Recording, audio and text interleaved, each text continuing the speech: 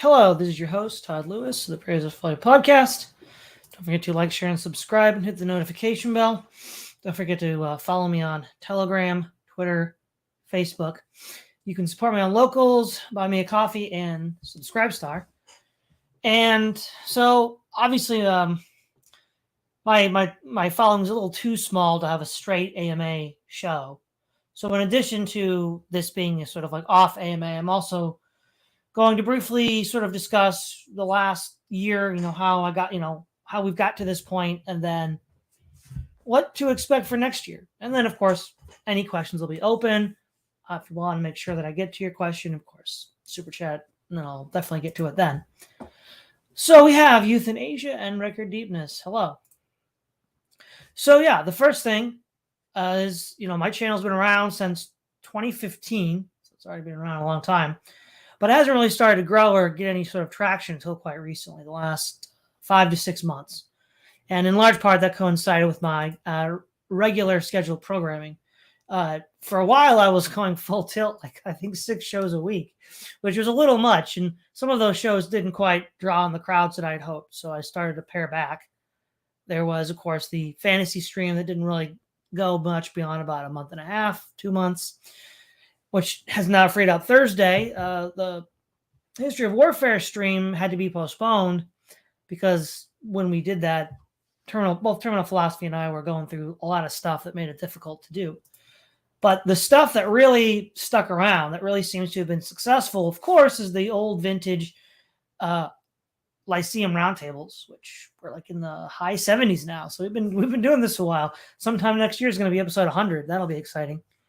We've also done the casual streams. Monday seems to be pretty popular. I think, I don't remember who said it. I think it was Minoan, actually, that the Monday stream slot is my slot, which is cool because, AA's got Tuesday and Thursday. People have like Saturday, but Monday seems to be mine, which is interesting. And then, of course, also the Moldbug stream. That seems to also bring in a lot of people. So yeah, it's been great, finally getting all these ideas out here, getting support from people that are interested in what I have to say, and finding the broader community as a whole. I think in part it was a timing issue as well. A lot of personalities that were antisocial and more vocal got flushed out during the great purge that began in 2017 and continued really, I guess, up until you could say, Elon Musk took over Twitter. But then a different kind of purge happened. So there was that. There's still a few old timers around, like AA's still around, of course. Morgoth is still around.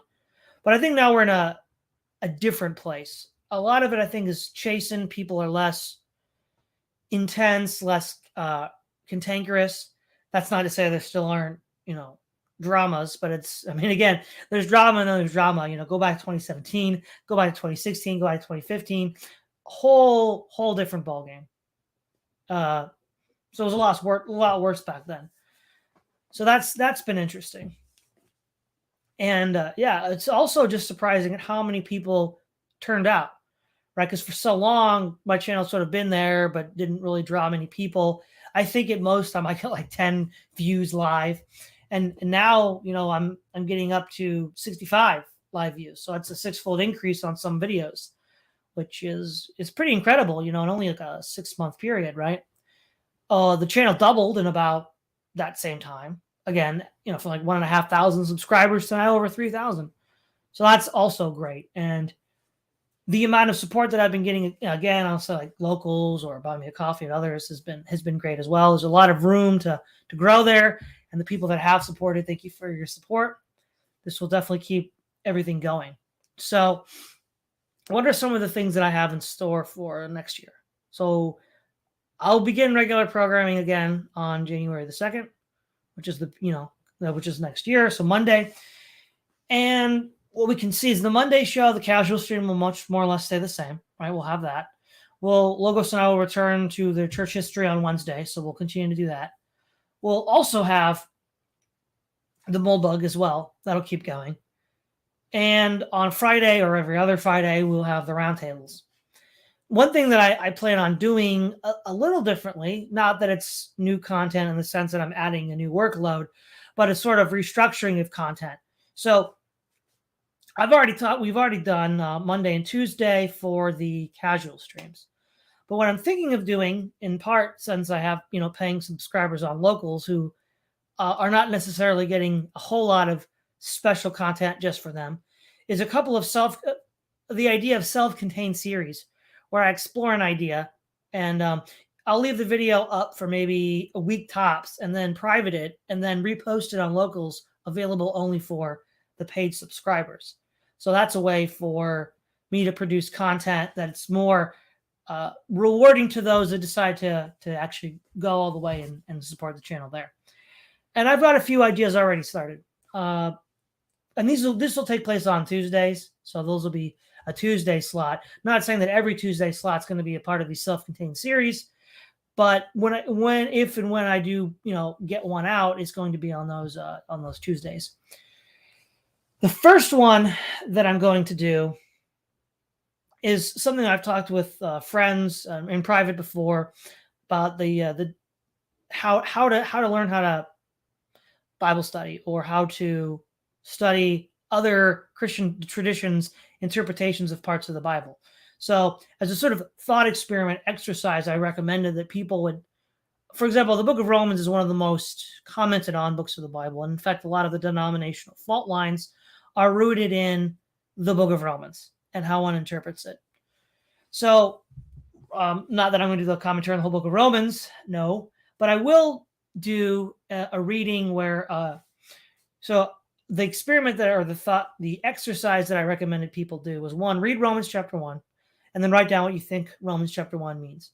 And then to represent the best examples of the classic traditions, John Chrysostom for the Orthodox, Aquinas for the Catholics, John Calvin for the Reformed, and Matthew Henry for the independent free churches. All have wrote commentaries of the Bible, all of which have written about Romans, and then in particular Romans chapter 1. And then read each of these four commenters and then say, okay, well, what is their reading of Romans chapter 1? And then write that down. And then to finish the exercise, okay, well, in light of what you thought it meant when you first read it, and then you read these guys, compare and contrast with them with each other and then with your own reading. And then what does that lead to at the end? Like what are your conclusions at the end? So I'll be doing that as a self-contained series. And right now, what I'm thinking is it'll just be 6 episodes. One for my take on Romans 1, one for the 4 authors, and then the final one, the 6th one, would be for the sort of roundup. And that'll sort of be this exposition on what exactly I'm talking about and what people have wondered, because I sort of realized that an exercise like that is actually a really difficult and complicated one. And a lot of people are not going to know right out of the gate how to do that. And of course, one classic way, since we're not all in the same room and I can't, walk you through it, I'll have to do it online. And so one of the things that I thought, well, hey, that's great. You've got content ready-made. Just put that out. It's going to show mastery of the material of the text of Scripture. It's going to show mastery over these different authors, and then tying it all together in this kind of not necessarily a synthesis, but this kind of broader understanding of how Romans 1 can be interpreted, how it differs from each of these traditions, and then each of these writers within the tradition, and then also what that means more broadly. Does that bring us closer to a better understanding of Romans or not? But what it does at least do is it teaches you critical thinking skills, how you can read these authors, reading the Bible, and then coming to conclusions about what is meant to be said. So that's one series that I'm planning. Another one is, in these circles for a while now, perennialism has been a common theme. Now, you can basically make a distinction between what I call uppercase P perennialism, which is sort of like all religions are equally true and all more or less point to salvation, which I would say is false. But there's a lowercase P perennialism, which I guess we can see exemplified by C.S. Lewis in the Tao, is the idea that there's these sets of universal truths that most people everywhere agree to. And so it's that set of principles that I think would make for a really interesting show to exposit. And so, for example, within the Vedic, the sort of like broader umbrella of the Vedic tradition, the Hindus, the Buddhists, and the Jains, there's what are called the 5 yamas, which are the 5 right ways of acting. And there's actually an extended version. There's 10 yamas, but I don't want to bite off more than I can chew right now. And specifically, the first one, ahimsa, which is I was thinking about relatively recently. It's a term that, if it's known to anybody in the West, is largely known through Mahatma Gandhi, who justified his own nonviolent activism as an expression of ahimsa, which literally translated means do no harm or non-harm, but also can be translated as nonviolence. And ahimsa, as I was thinking about this, I was like, well, there's a lot of overlap here. We've got overlap with Jesus in the New Testament. We've got overlap with Plato and the Credo. We've got overlap with the Hippocratic Oath. And there's a lot of universal applicability here, which I thought was really interesting. And also we have the last yama, which is, I can't pronounce the Hindu right now, but it basically means non-attachment. And non-attachment is something we find in Romans chapter 7, when Paul talks about, or not Romans, 1 Corinthians chapter 7, where Paul talks about the world fading away and that the Christian ought not to hold too tightly onto things. So, and I begin to realize that there's a lot of these themes, and a lot of times what will happen is within the sphere, the alt-right sphere, the dissonant sphere, however you want to call it, appealing to a kind of perennialism is generally kind of anti-Christian apologetic, where it's like, well, Christianity is just out of step with this broad historic tradition. And then specifically, they'll point to the Vedic Hindu tradition as well, because a lot of them, like Arctos Publishing, they're really big on that. But what it really turns out is, if you actually study that tradition in particular, that it has far more in common with Christianity than modern practitioners have with that tradition.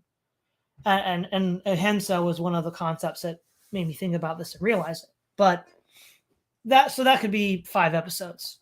Again, a self-contained series, which, once those roll out, they'll only be available to subscribers on Locals. So that gives them something special to look forward to, in addition to just supporting the channel. Those are the 2 that I've thought up. Now, of course, I'll have other self-contained series at some point to go through. One of them might also be, in the future, Aristotle's The Nicomachean Ethics, whereas there's one video for each book in that case.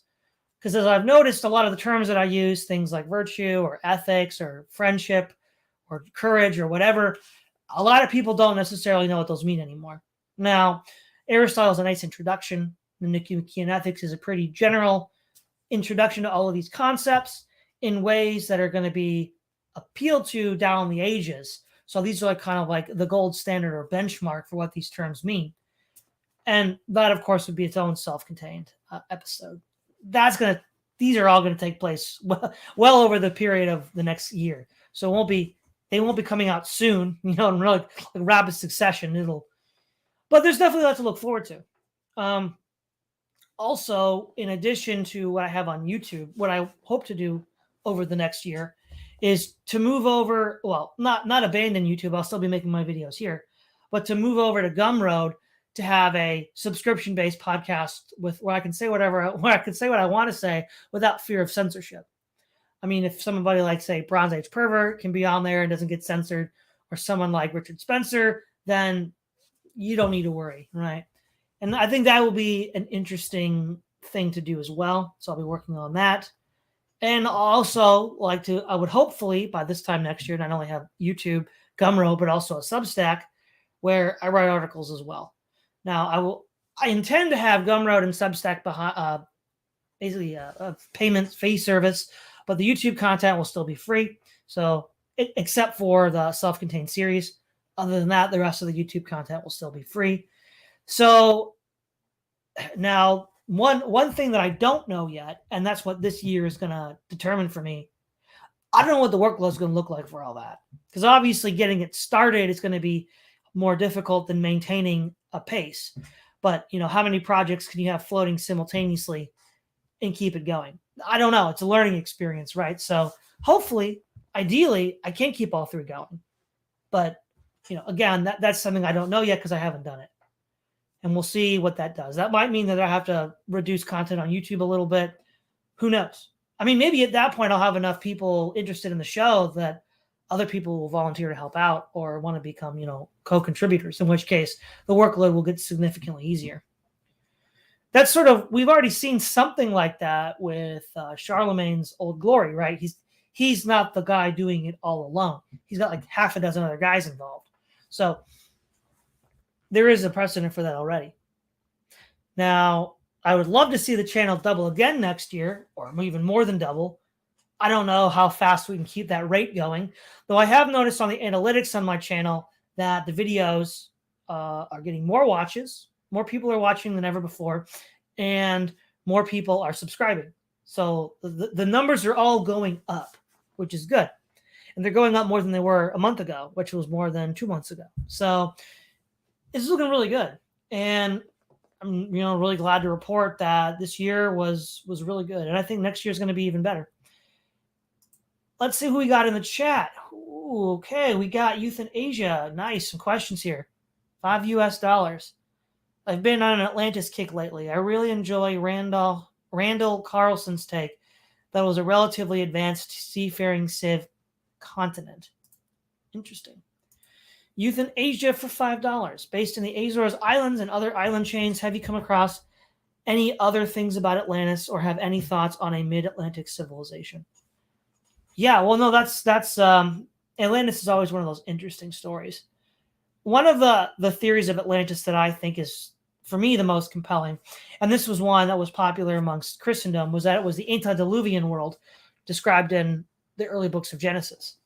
That civilization that was destroyed, the memories of that were what we get in like Plato's, I think it's the Timaeus, where he has the Atlantis story. That's one, right? And that's one that I think is the one that I would subscribe to as far as what is Atlantis or what was Atlantis. I think some people have also posited that Atlantis was some outpost of the Minoan civilization. There was a volcanic eruption that coincided with the destruction of the Minoan civilization that some have argued that was what it was, which I'm not really convinced of that. I don't think that was a big enough issue to be that. But yeah, Atlantis is cool. There's also, of course, Ignatius Donnelly. Yeah, there's a lot of cool stuff with Atlantis. So let's use in the chat here, everybody. We got Youth in Asia, Record Deepness, Minoan, Heisvey, Wisconsin Kraut. Hello. Let's see here. We got Delawarean D. You've really stepped up your content in the past few months. Yeah, thanks. I've really been working on getting this off the ground. It's been around for a while, so the backlog. Oh, well, actually, related to that, what I think a lot of people may not know is the real key here that sort of got Praise of Folly Podcast out of the shadows was Morgoth. So shout out to Morgoth. I had heard about Morgoth for a while. So I think it was 2 years ago, 2020, I was looking at a lot of Morgoth's videos. And a lot of his videos were trending on this critique of the machine. And I was really, big on that. And I was like, well, that's cool. So I started hitting him up on Telegram. And, we just have private messages. It's pretty fun. He watches some of my videos. I link to him. And then one day last year, I think it was in November, he just hits me up and says, I was talking to Millennial Woes about you, i.e. someone who doesn't spurg out and cause drama and make the space this kind of cringe fest that it used to be.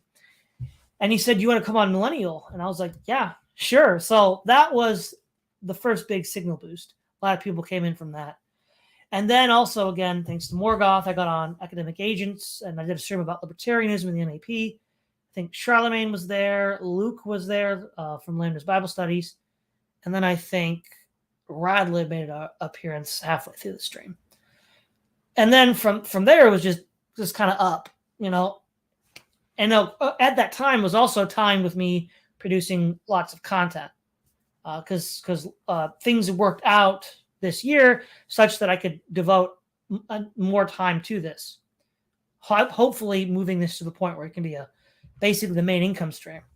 something that Keith Woods has already done, something that Charlemagne is trying to do. And I'm like, yeah, this is definitely something that I need to be doing. Because the kinds of things that I want to do are the kinds of things that you can't do in real life anymore. You have to do it here online, right? So one of the reasons why I went to college to learn history and philosophy was in order to then be a teacher at some point down the road. Now, what I expected that to mean was to be a teacher in a university in some sort of, setting within the system. Very quickly, that illusion was dashed with the college experience itself. What ended up happening is I didn't realize that eventually that would still come true, but it would come true online. Now, I kind of knew way back in 2015 what I wasn't really able to devote nearly as much of my effort and energies as I am now to that question. I knew that somehow online was the way out. And of course, one of the things that impressed Morgoth was as he looked through the backlog. No, he didn't watch all of it. It's a long backlog, and I don't know how many people are actually going to watch all of that. But it was a sort of proof of concept. It was a sort of proof of performance. And that was enough, He looked at the backlog, found enough episodes that he liked, and he's like, let's do it. And so, yeah, being able to do this online now is sort of what I've always wanted to do. Well, obviously, the most ideal would be in an IRL setting. And I think we all know that intuitively, but we're not there yet. And this is the next best thing. And it's been great having all of this content, all these people coming in with ideas, giving their feedback. A lot of it's been positive. A lot of these people have really. Well, it's interesting too. I sort of attracted a different group of people, right? Because we all probably remember like 5-10 years ago when like YouTube comment sections were full of just asinine garbage, people arguing and insulting each other. It was a real mess. Now, a lot of them weren't really serious. They were just sort of like, LARPing. I don't really get that on my streams. No, some people are blocked, but not many. I don't really have to. I don't really have to block people because I think what has happened is there's a certain barrier to entry to appreciate content on the Praise of Folly podcast. And those sort of bad actors don't have the attention span to bother with it. So they just kind of like selects against them. So I'm sort of like selecting for more of the cream of the crop here. So that's been a really interesting thing to think about. Let's see. We've got. Okay, Minoan talking about Atlantis again. I thought Carlson thought Atlantis was an island chain in the mid-Atlantic ridge that went underwater when the Ice Age ended. Yeah, I've never heard of this guy. He sounds kind of far out there. Oh, no. Okay, Minoan, you did it. Jar Jar says, give it to him. Wow. Well, since you brought up Jar Jar, you do know he's the Sith Lord, right? You got to look up Lump of Waru's Reddit. He's actually a Sith Lord. So there we go. Herlock Sholmes, I would be very interested in watching a series about lowercase perennialism. Yeah, I think that would be pretty. I think there's a lot there for people. I think they could definitely get a lot out of it. PVT Schlock, understanding Romans 1, has been a basic topic since the Patriotard shortwave days in the late 90s. It's stock fare, but totally necessary. Well, that's the thing with like Romans 1, right? Romans 1 is just such a... the book of Romans is such a common book, right? And I know these 4 authors with their commentaries, but like, are they all going to have a commentary on 1 Chronicles 12? Probably not. So we're going to have to just do that, right? Let's see. Herlock Sholmes here, Ted. You said to. You mean Uncle Ted? Yeah, he is. Okay, actual physical Celt. Todd, are you a Protestant? Yes. Minoan, Old Glory was Charlemagne's baby. I thought it was Radlibs, but I don't really know. Well, maybe it was Radlibs. All I know, though, is that Charlemagne is the one that does a lot of the work for it and has been pushing it. So if there's any like deep lore that I didn't know, that's interesting.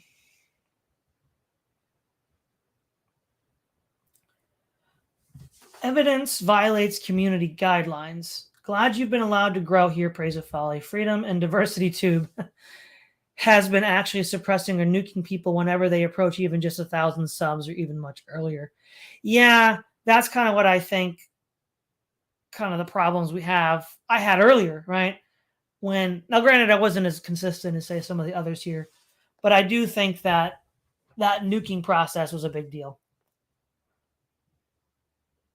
King Salmonfish, can you please ponder flight instincts leading to narcissistic, false, and fractured consciences, comprising compromised morals given nowhere to run? Well, I mean, I think in a lot of regards, King Salmonfish, I've talked about that already. A lot of these people are there's the issue of the moral failing, right? And that's one of the things why I want to move this discussion towards the discussion of the virtues, right? Because obviously there already is within this the Christian non-Christian divide, and you could just say, well, hey, what about just Christianity? Which I talk about plenty of Christian stuff here, so I'm not leaving that out, but that's only going to really appeal to Christians or maybe interested intellectuals, whereas I think Aristotle offers a somewhat broader net. Okay, we have another super chat. Let's go down here. Actual Physical Kelp for $10 US. Thank you. Been loving the content lately. Merry late Christmas and Happy New Year. Well, I'm glad to hear that, and you too, Actual Physical Kelp. Let's go back up. Where were we in the line?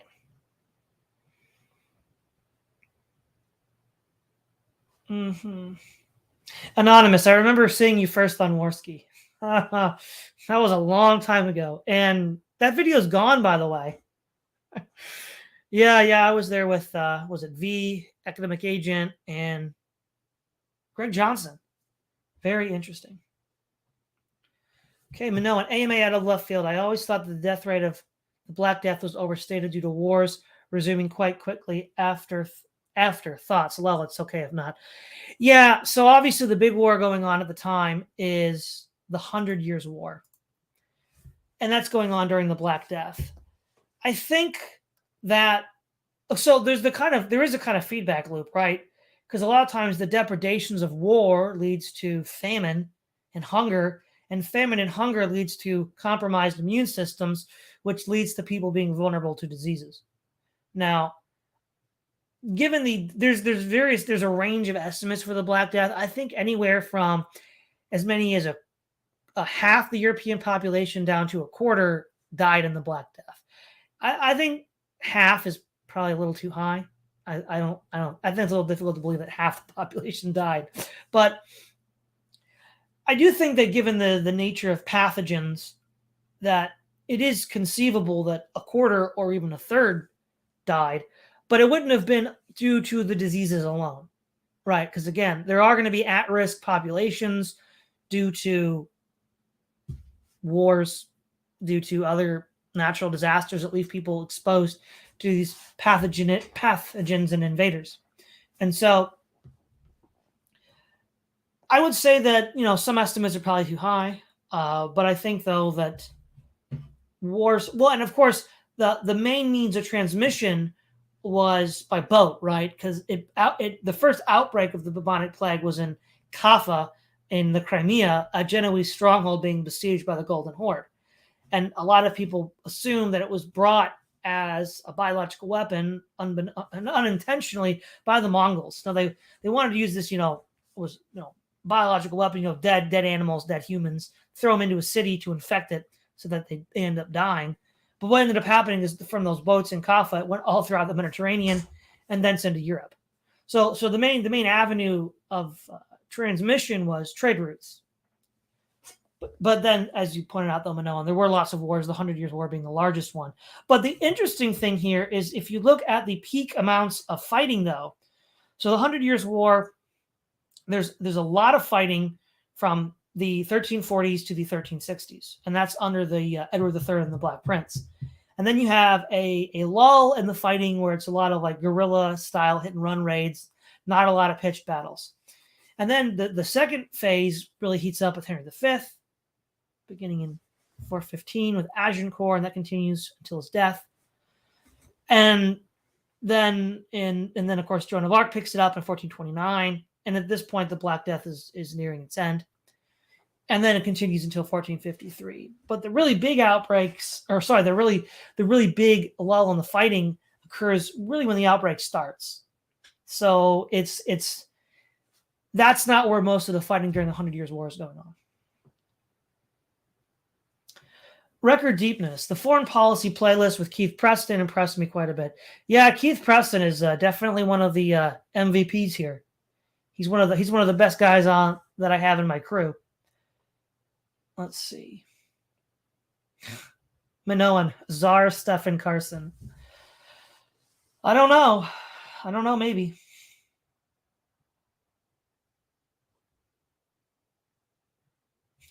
Oh, this is good. PVT Schlock. I'm dumb, so I have to rewatch videos as I make it through your catalog.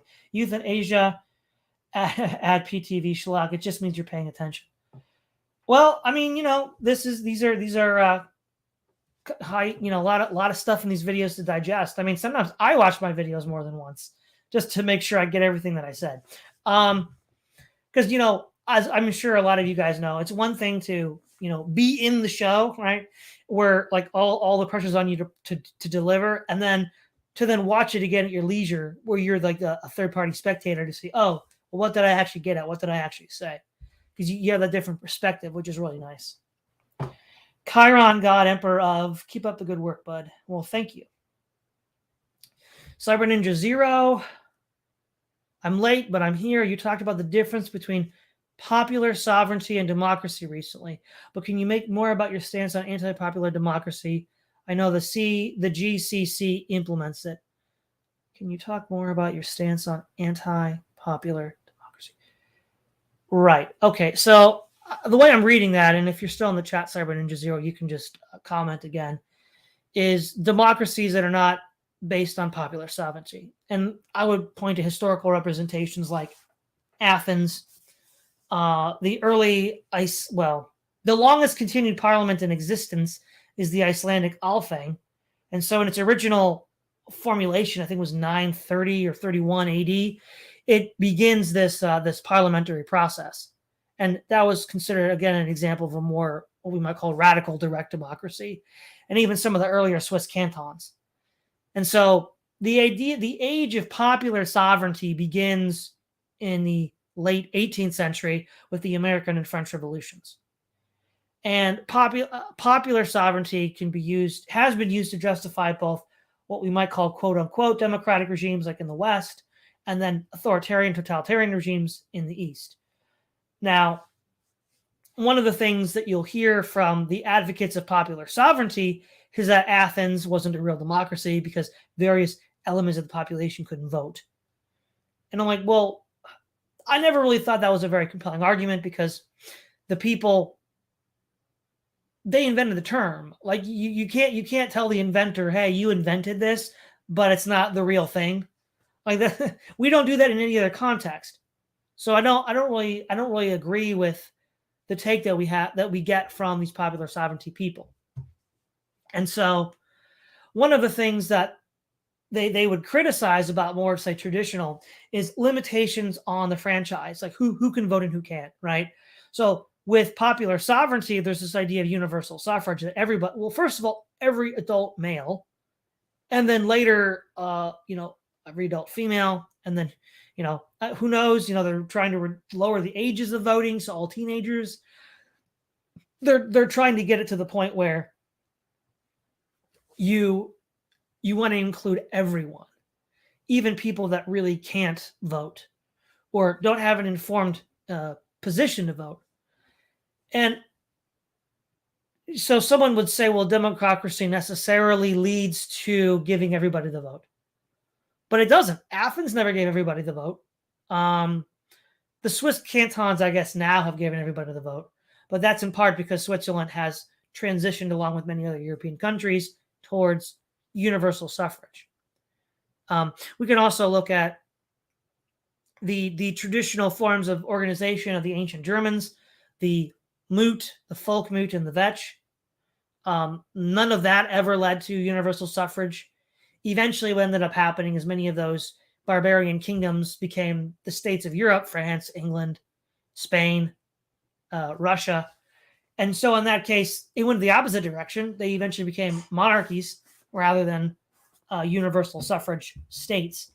And even the Roman Republic, which is not strictly speaking a democracy, but a mixed government, which in the classical context means it has an admixture of democratic elements, oligarchic elements, and anarchical elements, never gave the vote to everyone.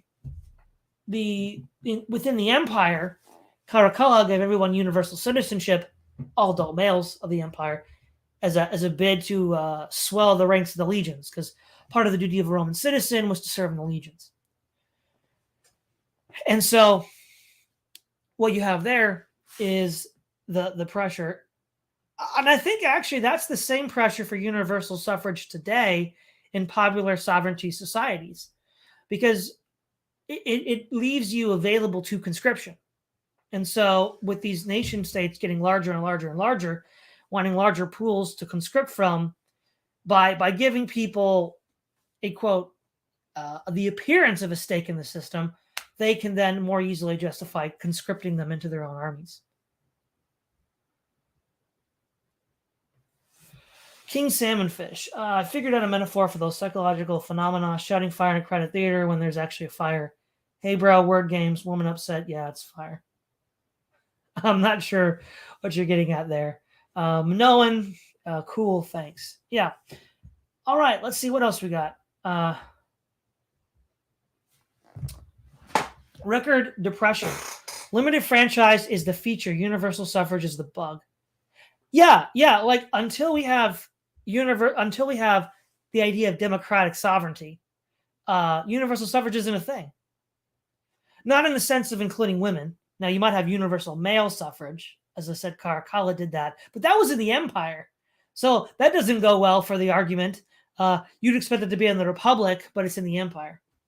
But of course, it's for having this sort of control. Because if you were an ancient state or a medieval state, right, who is sovereign? It's the divine, right? The gods are sovereign for like Greece and Rome.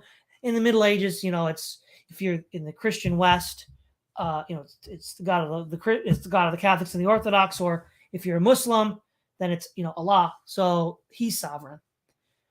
The idea that the idea that you could have democratic institutions without having popular sovereignty is something that I think a lot of people have missed.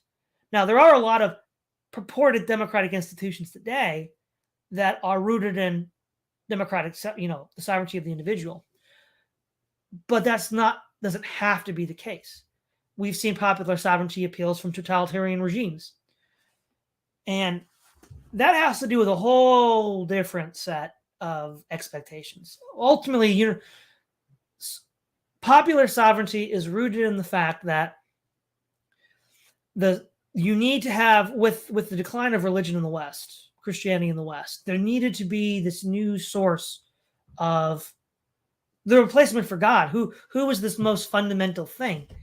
And there was a pretty even split between East and West, right? You had in the West, the individual was sovereign, and that tended to lead towards more of the Western democracies that we often complain about. And then you have in the East, the state is sovereign. Soviet Union, Communist China. And in that sense, these are both surrogates for God. Whereas, let's say ancient Athens or the Icelandic Althing, of course, that was pagan initially and then later Christian. The gods were sovereign. And the argument then was, we don't give them representation because in some sort of, equity, fairness score, was it GEC score? It's not any of that. It's because it's a better way to make decisions. So, for example, given the Germanic moot, right? It's what happened, and Tacitus describes this in his Germania. The adult males of the German tribe who were required to bear arms would then elect from amongst their own ranks a chieftain, a king, a petty king, if you will, to then lead them into battle. And that was sort of how that system worked. Okay, big brain content. I know something of the first, second, third estates, but I've also heard of the fourth estate. Do you know who writes about this? It's really hard to search for these terms. Right. The first, second, third estates has to do with the Middle Ages. was it the clergy, those who fight, those who pray, and those who work. And then the fourth estate, I think, is modern day media. So it'll be the newspapers, and then later television and the internet. Cyber Ninja Zero, how did Icelandic democracy to work? I know Athens was bolstered by slaves. Was that the case with Iceland too or not? Also, you've perfectly answered my initial question. Thanks. Okay, great. Right. So what's interesting? Oh, I forgot the other example of a democracy, Puritan New England from 1620 to 1691. And the main reason why that ended was the charter was revoked, right? So a lot of these early colonial settlements had charters from the king, and which granted them a wide latitude of self-government, which is why we saw a lot of unique experiments in the colonial American period. Many of them ultimately failed. And there's a lot of different reasons for that, but at least in the case with the Puritan example, it was because ultimately they lost control over their own affairs. It was returned to the king, and that was it. That was just the end of that experiment. But the reason why I brought up the Puritans is, like in Iceland, these are examples of democracies without a slave base. Because as you said correctly, Athens had a large slave population. That's not to say that there weren't slaves in Iceland, or there weren't slaves in Puritan New England, but generally there weren't very many slaves. And slaves were more like indentured servants rather than these like large plantations or latifundias like we saw in the Roman Empire, Spanish America, or the American South. And in that context, what we see is that Iceland, the best way to describe Iceland is a lot like the United States of America in the colonial period. So why did many Englishmen leave England to America? Well, they wanted to escape the repression of the king. They wanted to have, freedom of religion. They wanted to have property was already nailed down. It was owned by the nobles and the king, and they wanted to be able to own property for themselves. So they went to the New World.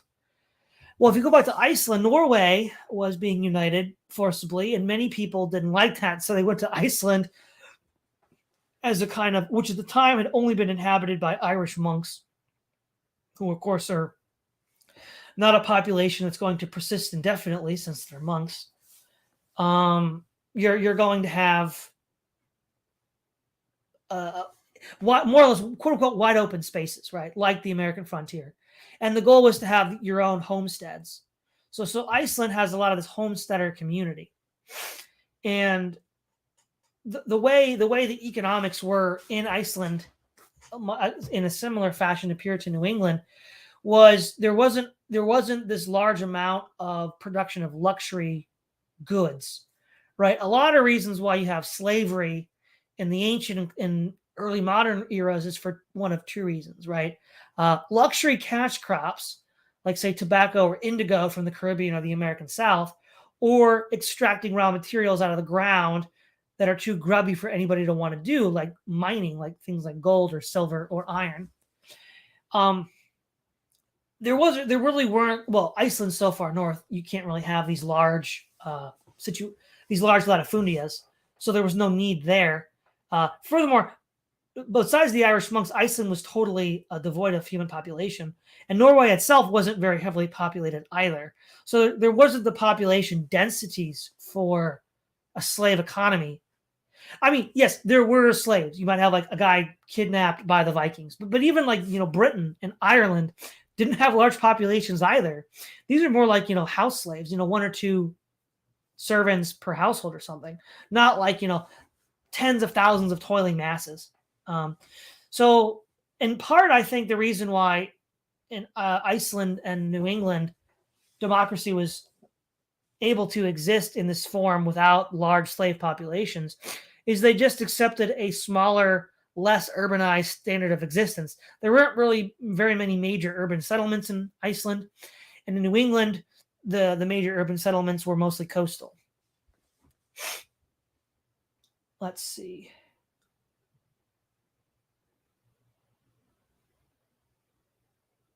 Cyber Ninja Zero, the draft equals the vote, is one of the big arguments absolutists made against democracy. Yeah, that's really where all this. Again, we saw this with Caracalla. and that's why he gave them citizenship, so they could be Roman legionnaires. Okay, we have another super chat from Jose Nunez for $49. Thank you. How long do you think till they'll go for the electoral vote? I'm trying to catch up with the older content. The electoral college, if you mean getting rid of it, I don't know. They've kind of gone back and forth on the electoral college. When Trump got in, they were very much against it, but given that in large part Biden won because of it, they're like, yeah, it's okay. Another super chat, Ricardo Williams for $199. Thank you. Will Christianity be restored to cultural dominance? If that happens, it'll be a long, long time from now. I don't see that happening anytime soon. I know in a previous video a couple months ago, no one asked me if I thought that because we live in a high energy state, it was harder for Christianity to prosper. And I think it is, because the moral hazards that Christianity calls out are papered over by the wealth and prestige of these societies. And so we would have to see a collapse, which again, in the terminology that I'm using, it is from a higher energy state to a lower energy state, as Tainer points out. So in that regard, and then in that case, Christianity would be applicable again for many people. And then the question is, how long would it take from there? I have no idea. I think it's going to be a very, very long time. Let's see. Let's go back up to where we were, see who we have. Youth in Asia, you need to have peer levels to have democracy to function correctly. Okay, that made me think of something, back to Cyber Ninja Zero's point. Ultimately, what subverts the democratic institutions is large concentrations of wealth. Plato talks about this in the Republic. And so, subverts institutions in general. But the idea being that you actually don't want to have these large centralized economic units like, plantations and latifundias, because it allows a specific class of people to then leverage their wealth and influence to subvert the entire process, which is exactly what we saw in the fall of the Roman Republic. These wealthy patricians hiring these basically generals to fight in their name to solve these disputes, and one of them was Julius Caesar, and ended up saying, well, hey, wait a minute, why do I need any of you guys? I'll just be the ruler myself. So, I see. You're speaking of a weighted vote here, euthanasia. A lord and a peasant don't have the same. So why should the vote be the same for certain wants? Well, again, that's where you have that's where a stratified society breaks down. Any democratic institutions, because if one group of people really does have that much more power over another, then giving them the same vote as everyone else is a kind of fiction, and it's a fiction that will eventually be resolved in a way that's generally contrary to the institution itself. Let's see. Cyber Ninja Zero, but they weren't based on slaves to give people free time to think about what to vote for. I understand what you mean. Well, I mean, here's the thing, right? Yeah, so in Athens, you had the leisure class, and in the Roman Republic as well, you had a leisure class that could engage in a lot of these activities. I think what basically happened Iceland and the American frontier make for a nice point-counterpoint together, because there's a lot of similarities there. The amount of work, it all depends on the economic threshold you want to reach, right? Because we often look today at the modern U.S. economy, and there's certain jobs that wouldn't exist if they didn't pay a certain amount of money. If the amount of money that they were paid fell below a certain level, people would just be like, well, we're not going to do that. If the higher the standard of living that you want, the higher the material standard of living that you want to achieve, the more you're going to have to work. which then means you're going to have less time to engage in politics or anything else. Whereas if you have I don't want to say subsistence level, I don't think Iceland was quite subsistence, and certainly the American frontier wasn't. I think what you have is if you have a lower level, you just cap it at some level of economic development, above which we're not going to work anymore. That's going to give you a lot more free time. So I don't have like an exact like income ratio here, but if I think ideally to maintain democratic institutions, you'd want to have a level of economic productivity such that you have a moderate surplus, right? Nobody's starving. Everybody has a home. Everybody has clothes, but little to no luxuries and not vast surpluses. And then you would then have time for leisure without having to work. And then you could then do that to do politics. The ancient Israelites, like, so for example, the time of the judges, which again, that's not a democracy, but the point is that there were hard caps on economic development that the law of Moses put on the Israelites. And what that was intended to do was allow them to practice their religion, especially on the Sabbath year and the Jubilee year. So you can live comfortably enough, even in an ancient and a medieval setting, without continuous growth. And then you can use that leisure time to build family relations, engage in religious practices, and engage in political activity. Let's see. Cyber Ninja Zero, though I do hear merchants had the biggest voice in New England because they had the most free time. Yeah, and eventually. But what was interesting, right? If we look at the early American Republic, so right from its founding and its independence in 1783 up until the American Civil War, it was the New England merchants that were the most non-interventionist component of the country. In the War of 1812, they opposed U.S. entry in the war, and I think it was the state of Massachusetts which refused to send its militia to fight in Canada. They generally were opposed to westward expansion, which was in the war with Mexico, which was more of a southern push, and then also a westward expansion push. So they were actually the least militant until World War I, I guess. Well, maybe the Spanish-American War. Let's see.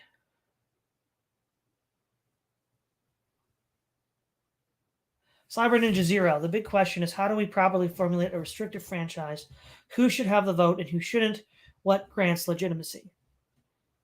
Yeah, that's a really important question. Historically, that was answered by those that bore arms, the men that bore arms to defend the community. That's sort of where Starship Troopers is coming from. That's sort of where Heinlein gets the idea. I think where we're going to run into problems today is in the modern world that's not as relevant.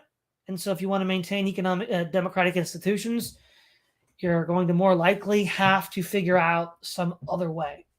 And ultimately, anybody who dislikes it will just assume it's arbitrary because why wouldn't they? That's what they're going to do. But yeah. Lord Akabusi. Todd, as a well-read philosopher, is romantic techno-futurism just a massive blue pill? I seem to see this element on the right to be a complete contrast with Leonka peak oil types. Yeah, I think it's just a complete blue pill. I mean, I used to believe it. I remember growing up, in the aughts. I mean, it was a powerful narrative.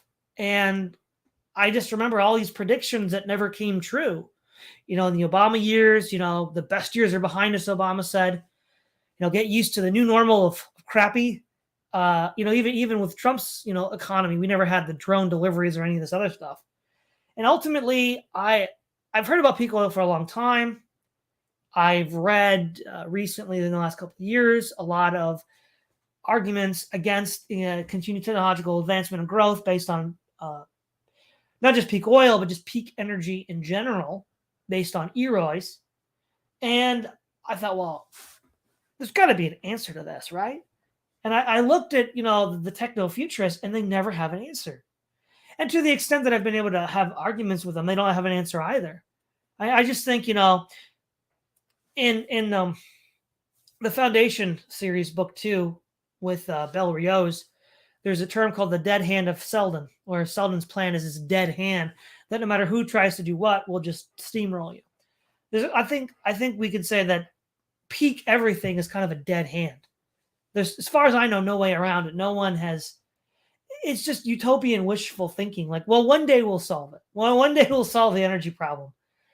It's thermodynamics, bro. You can't have infinite energy. It's just not a thing. So I just don't see how they get around this.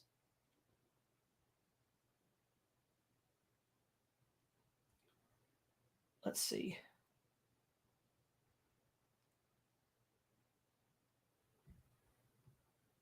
Right. Okay, Cyber Ninja Zero. The reason I bring up slaves, non-slaves, is that since you are a collapsed poster, how do you think post-tech democracy would work? Non-slave Iceland and New England are part examples. Yeah. So again, without going into a deep dive, because I'm only recently familiarized myself with Iceland by reading the sagas a couple of years ago.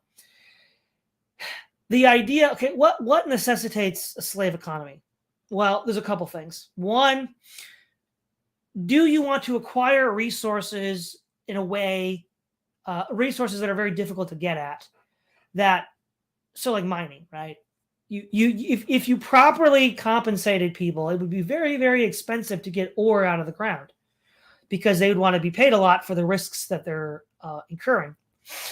And it's often cheaper just to have slaves. But sometimes you can't, right? Britain, Norway, and Iceland there just wasn't a large enough population to have a large slave.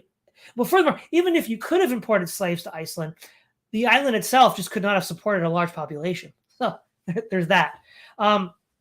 If you want to have a certain level of advanced civilization and development, with like, Rome with marble palaces, Caesar famously said, I found Rome a city of brick, left her a city of marble.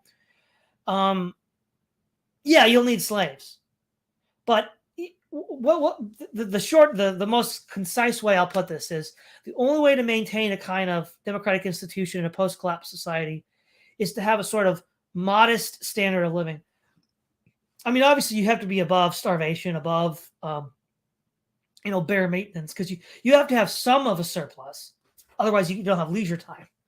But you don't want to have a constant growth, a constant desire for,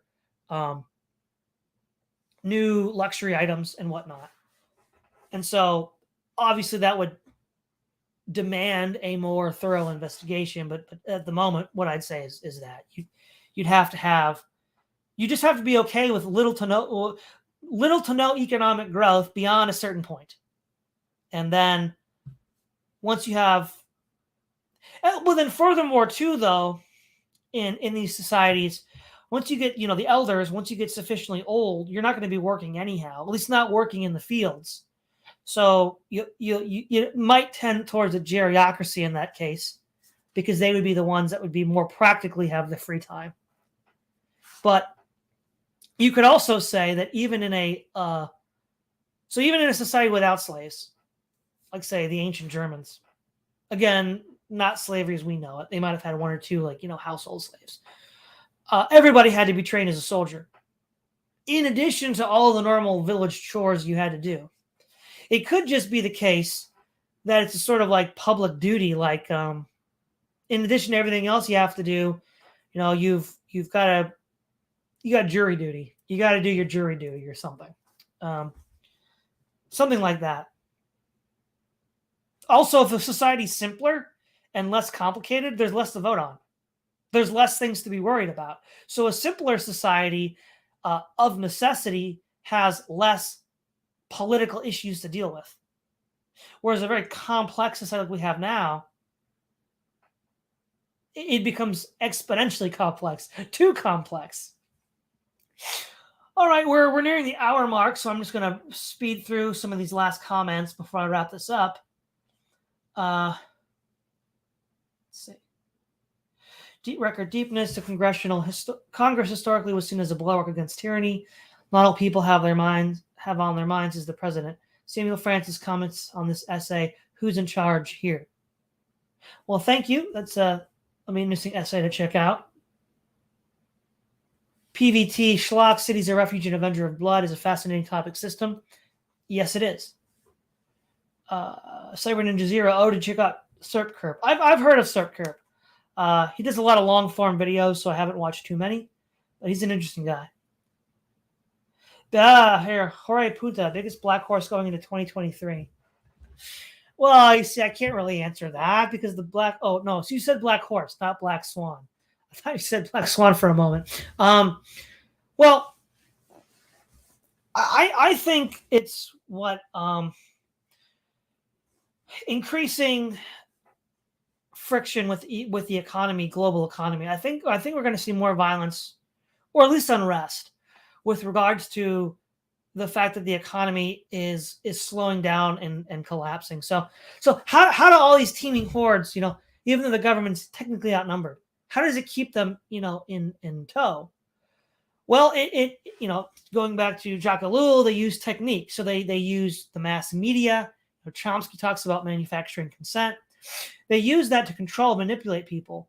But if energy becomes so expensive that people can't, tune into the TV or the radio or use their smartphone because their Wi-Fi connection's out, they lose that control, and then people start to the spell's broken. That technique that's been imposed on them is then lost. So I think what will be interesting to see is how people react as they lose access to these mass media outlets due to energy shortages and crises, and which then means the system loses control of them through their technique. That I think is going to be interesting. Cyber Ninja Zero, we've devolved into miracleism. Green energy will be drastically more efficient in the future because of tech development with no proof. God helps those who help themselves, but a lot of atheists are looking for God to fix their problems with the tech miracle. Yeah, bingo, that's it. And that's all I would get. Year after year, decade after decade, I'm like, well, wait a minute. This is garbage. This is just utopian fantasy. That's like the communists saying, well, don't worry. One day the Soviet Union will solve the problem of production and supply with computers, cybernetics. And it's just magic. It's just fantasy. All right, everybody. Youth in Asia, right, Punta, Cyber Ninja Zero. Everybody else, Nolan. Thanks again, everyone. Again, there's one more episode I'll have this week. It's the Moldbug stream on Friday. I had to move that because Logos last week and then this week on Christmas Eve and New Year's Eve has family stuff. We'll be going back to Saturday rather, in the new year. So, have a great rest of the year, everybody, and get ready and rest it up for next year where there's a lot of content planned. It's Todd Lewis of the Praise of Folly Podcast signing off.